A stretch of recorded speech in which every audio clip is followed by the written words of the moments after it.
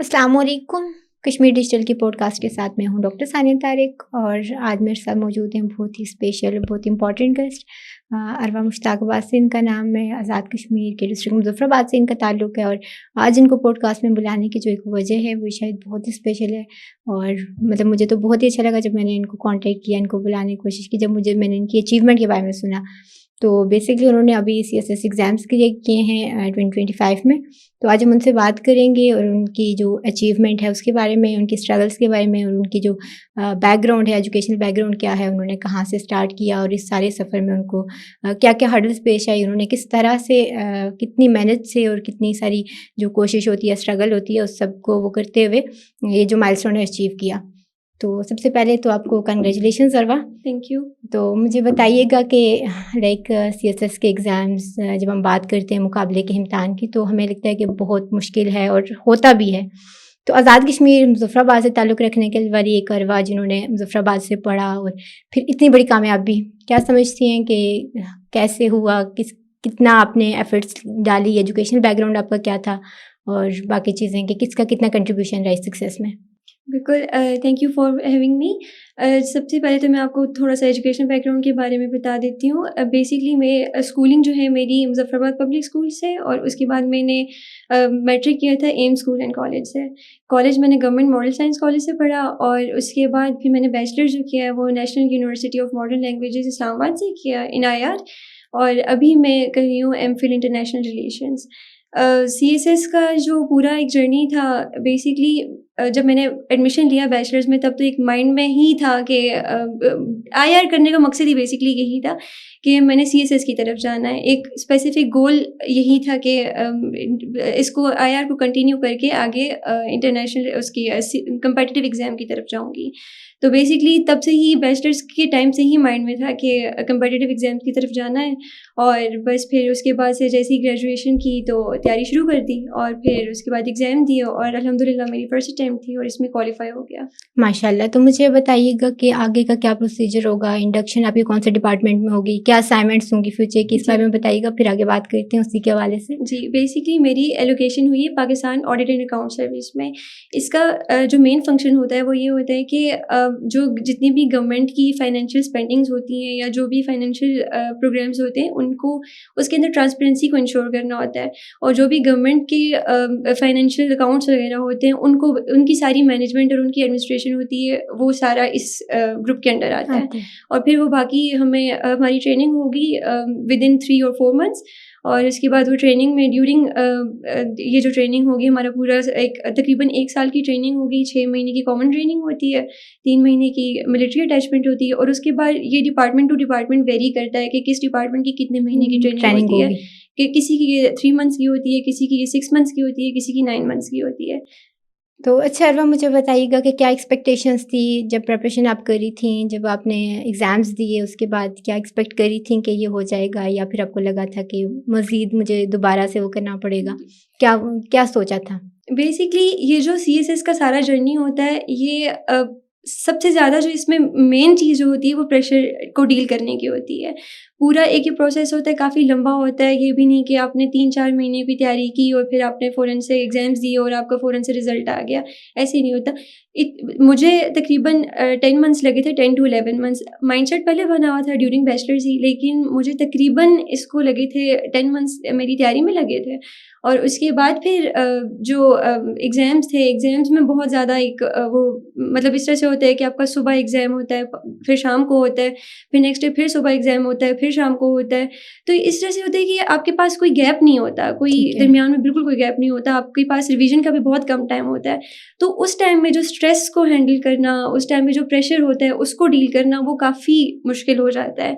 But ये होता है कि अगर आपने एक टारगेट रखा हुआ होता है अपनी लाइफ़ का, अगर आपने कोई गोल रखा हुआ होता है, अगर आप उसको अचीव करने के लिए पूरी कोशिश करें, तो अल्लाह ताला आपकी मेहनत को कभी ज़ाया नहीं करते। बिल्कुल ऐसा ही है। तो मुझे ये बताइएगा कि लाइक एजुके की अगर हम बात करें, एजुकेशनल बैकग्राउंड का आपने बताया कि आपकी बेसिक एजुकेशन यहीं से है। तो नॉर्मली ये चीज़ समझी जाती है कि एजुके के अंदर क्वालिटी ऑफ एजुकेशन उस तरह से नहीं है, फिर अपॉर्चुनिटीज़ भी हमारी यूथ को बहुत कम मिलती हैं। तो क्या आपने भी फ़ील किया जब यहाँ से आपने मूव किया अपने हायर स्टडीज़ के लिए वो चीज़ें, तो आपको लगा कि कोई गैप है, वहाँ के लोग, वहाँ की जो बाकी प्रोविंसेस की अगर हम बात करें, तो वो क्या कहीं पे हमसे आगे हैं, बेहतर हैं, या फिर आपको फ़ील हो रहा था कि नहीं ठीक है, आई कैन कम्पीट देम?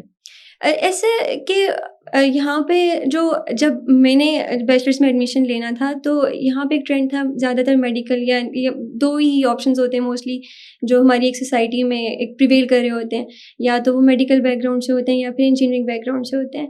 तो तब तो एक ट्रेंड बना हुआ था कि या तो बंदा एमबीबीएस की तरफ जाए या फिर किसी ऐसी लाइक प्रोफेशनल डिग्री की तरफ जाए। तो सोशल साइंसेज़ की तरफ हमारा उस टाइम पे ट्रेंड काफ़ी कम था, जो कि अब ज़्यादा हो गया है। और बात की जाए अगर एजेके के स्टूडेंट्स की, तो एजेके के स्टूडेंट्स आर हाईली कम्पेटिटिव और हाईली कॉम्पिटेंट। ये यहाँ पे एक मिथ बनी हुई है कि नहीं कर सकते हम लोग, शायद उनके साथ कम्पीट नहीं कर सकते। लेकिन एजेके का लिटरेसी रेट अगर हम देखें तो पाकिस्तान के सारे प्रोविंसेस से ज़्यादा हाई है। जी, बिल्कुल है। ऐसे तो ही। वो ये होता है कि ये सिर्फ़ एक मिथ बनी हुई है। अगर आप वहाँ, हाँ, ये होता है कि थोड़ा-सा आपको लाइक जब यहाँ से जाते हैं शुरू-शुरू में थोड़ा-सा फ़ील होता है कि बड़े शहरों से आए हुए लोग, और हम लोग क्योंकि इतना लाइक इतना ज़्यादा एक्सपोज़र एक्सपोज़र नहीं नहीं है, होता ऐसे ही बिल्कुल। है। तो वो थोड़ा-सा शुरू में फ़ील होता है, लेकिन जब हम देखते हैं हमारी क्वालिटी ऑफ़ एजुकेशन बहुत अच्छी है। हमारी जो यहाँ पे हमारे स्कूल्स की, कॉलेजेस की फाउंडेशन हमारी बनी होती है, वो यकीन करें बहुत अच्छी है एज़ कम्पेयर टू पाकिस्तान के एजुकेशन सिस्टम से। तो ये हमारे लिए एक बहुत अच्छा प्लस पॉइंट होता है कि जब हमारी फाउंडेशन अच्छी बनी हो, तो फिर हमारी आगे भी हमें इस चीज़ का बहुत फ़ायदा होता है। ऐसा ही है। तो मुझे बताइएगा कि आपने कहा कि ज़रा आपको पढ़ना पड़ता था, पढ़ना पड़ता है तभी आप अचीव कर पाते हैं कुछ ना कुछ। तो मुझे बताइएगा कि कितना मुश्किल था और अब कितना टाइम आपने लगाया तैयारी में, फिर डेली बेसिस पे कितना, और अकेडमीज़ के हवाले से भी एक कॉन्सेप्ट होता है कि लाइक अगर आपने ऐसा कोई एग्ज़ाम देना है तो आपको लाज़मी अकेडमी जाना है, आपने अकेडमी जॉइन करी है। तो कितना कंट्रीब्यूशन होता है उस सक्सेस में अकेडमी का? जी, बिल्कुल ऐसे ही है। मुझे टाइम लगा था तकरीबन 10 मंथ्स इस थ्रू सारी तैयारी के लिए लगा था, एग्ज़ाम्स तक के लिए, और 10 टू 11 मंथ्स लगे थे। और फिर आपको ये होता है कि अपनी सोशल लाइफ़ आपको बिल्कुल, मतलब आपको आइसोलेट होके रहना पड़ता है। सही आपको है। तकरीबन मेरा जो टाइम होता था मिनिमम 10 आवर्स था स्टडी का। ये होता था कि आपको इंग्लिश के 2 सब्जेक्ट्स होते हैं इसमें। आप पहले इंग्लिश ऐसे को थोड़ा-सा टाइम देना पड़ता था। दिन में 1 घंटा, 1.5 घंटा डेली लाज़मी देना होता था। फिर उसके बाद प्रेसी की प्रैक्टिस, इंग्लिश ऐसे और प्रेसी की राइटिंग प्रैक्टिस होती थी। उसके बाद एक कंपल्सरी की तैयारी दिन में वो लाज़मी होती थी, और एक साथ ऑप्शनल सब्जेक्ट की तैयारी होती थी। तो वो ये इस तरह से चलता था कि आपको दिन में मिनिमम भी हो तो 10 आवर्स देने पड़ते हैं। आपको फिर बाकी हर चीज़ से आइसोलेट होना पड़ता है, सारी एक्टिविटीज़ से आइसोलेट होना पड़ता है।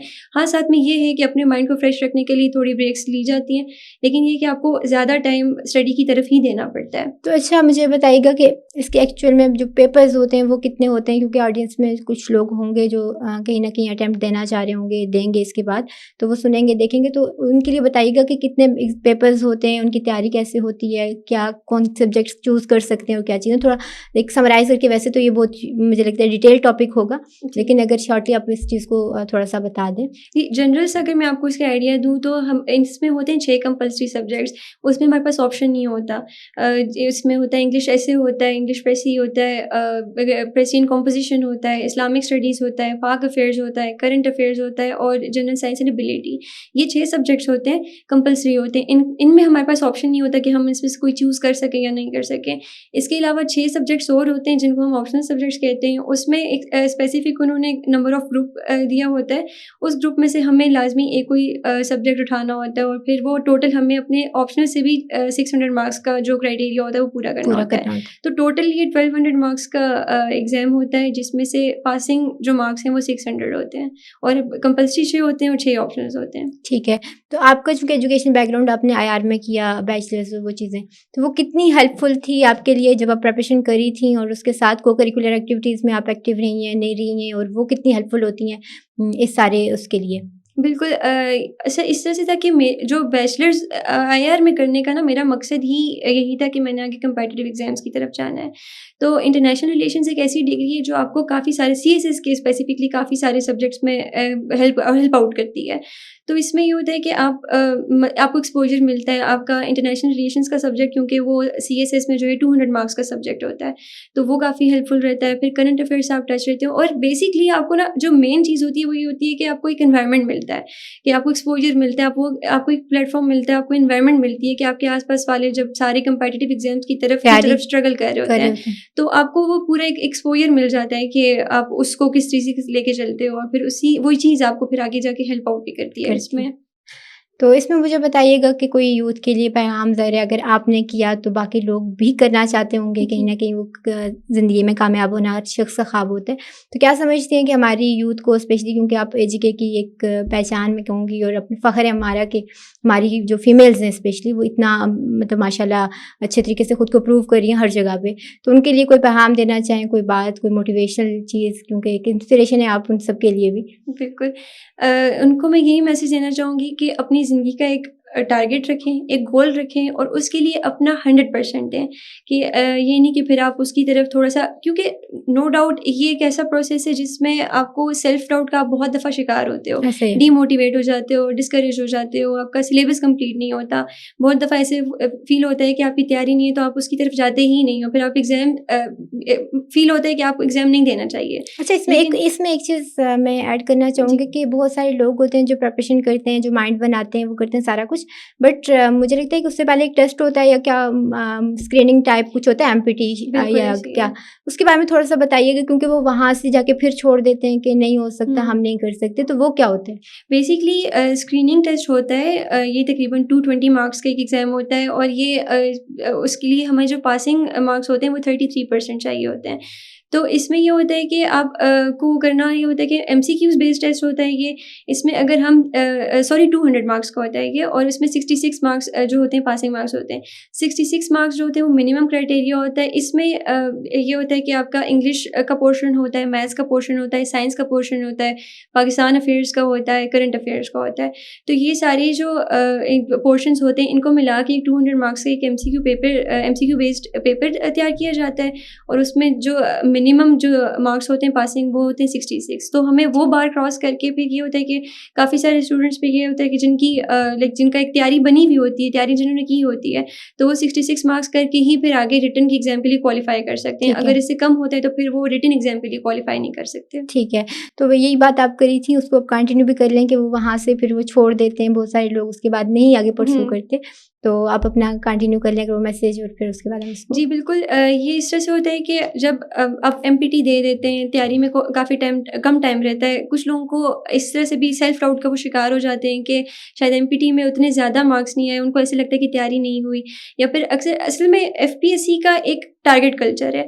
वो टोटल जो 12 सब्जेक्ट्स हैं, उनमें से हर साल कोई ना कोई 2-3 सब्जेक्ट्स इस तरह से या तो वो लो स्कोरिंग होते हैं या टारगेट होते हैं।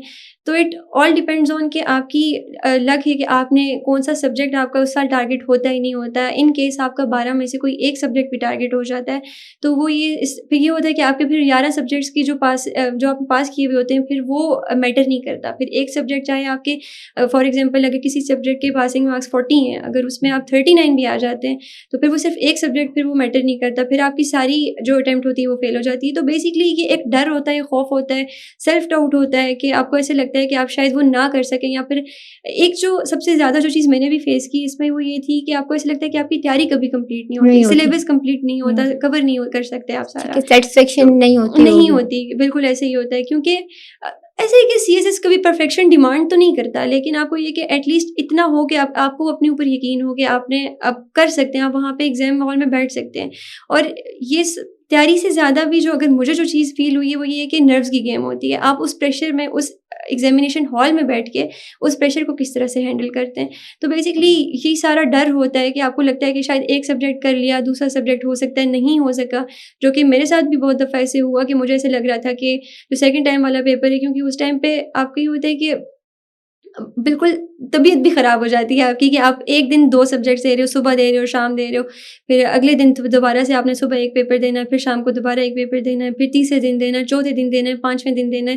तकरीबन 6 से 7 दिन की एग्ज़ाम्स होते हैं। अच्छा, तो बेसिकली वो ये चीज़ होती होगी कि आपने कितने अच्छे से आप स्ट्रेस मैनेज कर पा रहे हैं, स्ट्रेस आप कितना मैनेज अच्छे कर से रहे हैं। टाइम मैनेज कर पा रहे हैं और वो बिल्कुल। प्रेशर हैंडल कर बिल्कुल पा ऐसे रहे हैं। ही है। ये ज़्यादा नॉलेज से भी ज़्यादा नॉलेज नो डाउट ऑब्वियसली एक चीज़ है इसमें, लेकिन उससे भी ज़्यादा अगर ये कोई गेम है या जिस चीज़ को हम कह सकते हैं कि ये मतलब ज़्यादा जो इसमें मैटर करता है वो आपका स्ट्रेस और प्रेशर हैंडलिंग है। ठीक, तो ये ऐसा ज़्यादातर होगा। स्टूडेंट्स अगर जिनसे शायद इस चीज़ में थोड़ा बहुत वो ऊपर नीचे हो जाता है, तो उस वजह से वो एक सेल्फ डाउट का शिकार हो जाते हैं और फिर वो उस चीज़ को कोप अप नहीं कर सकते, प्रेशर नहीं हैंडल होता। ऐसा ही है, बहुत अच्छा लगा अरवा आपसे बात करके, आपके बारे में जान के, और ये सारी थैंक चीज़ें यू। आपके अचीवमेंट पे हमें प्राउड है और हम इस चीज़ को एक्नॉलेज करते हैं कि हमारी जो स्टेट है, हमारे जो लोग हैं, मतलब वो कभी भी किसी भी जगह पे, और स्पेशली हमारी फीमेल्स वीमेन एम्पावरमेंट की आप मेरे सामने बहुत बड़ी एग्जांपल है। थैंक तो you. Thank you so much आपके वक्त का। Thank you so much. ये थी अरवा जो अपनी सीएसएस के जो एग्ज़ाम्स थे उनकी तैयारी और उसके बाद उनकी जो अचीवमेंट थी उसके बारे में बता रही थी।